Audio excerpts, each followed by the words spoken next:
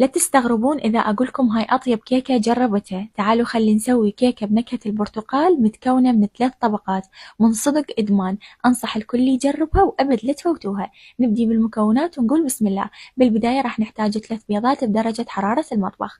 ننزل عليهم كوب واحد من السكر وظرف واحد من الفانيلا ما يعادل 5 غرام.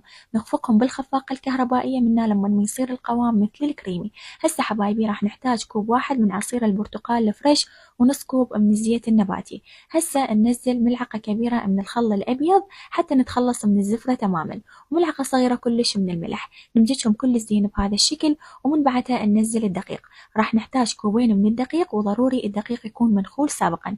ننزل الدقيق على دفعتين بهذا الشكل ونمزج، ومن بعدها ننزل ظرف واحد من البيكنج باودر ما يعادل 10 غرام ونمزج بهذا الشكل، وهذا القوام المطلوب. هسه حبايبي ننزل هذا الخليط بقالب داهني بشوية طحينة إذا كانت متوفرة.